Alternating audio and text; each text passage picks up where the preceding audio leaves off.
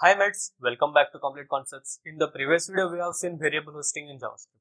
In this video, we will check forEach method in JavaScript. So without wasting time, let's start. ForEach method is used to call a function for each element in an array. It is almost same as for and for of loop, but slower. There's not much performance difference between those, and you can use whatever better fits your requirement. So now we will see how to use forEach. Suppose we have some requirement to print square of each element of an array.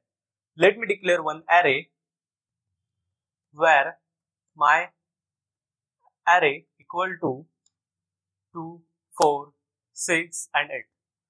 Now we will try to print square of all elements in it using forEach. So my array dot forEach, and we have to pass a function over here which will get executed for all elements in that array, which is print square. So now we will declare that function print square, and this function will take three parameters, which is element, which is a mandatory parameter and it represents the current element of that array.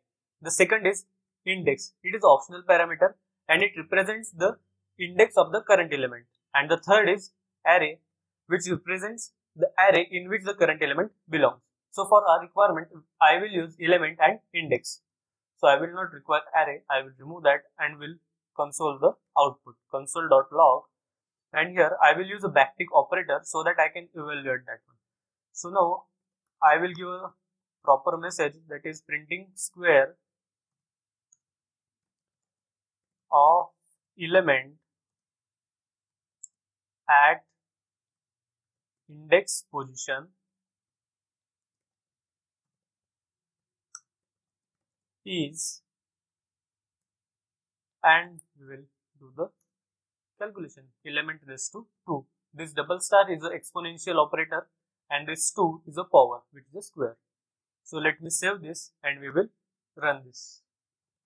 Node forEach.js. So we have our output, that is square of the 0th position element is 4, the next is 16, 36 and 64. We can do the same thing using a arrow functions also. I have a separate video for arrow functions. If you want to check those, I will put the link in the description and in the card. So now we will try the same using a arrow function. Let me remove this and we will give a arrow over here and a parenthesis. So this is our arrow function for printing the square. Let me run this and we have our squares, the same output as the previous one. So that was all about the forEach method. If you have any queries, put those in the comment. I will try to answer those. If you find this video helpful, please do like, share and subscribe. This is Yash Kulkarni signing off.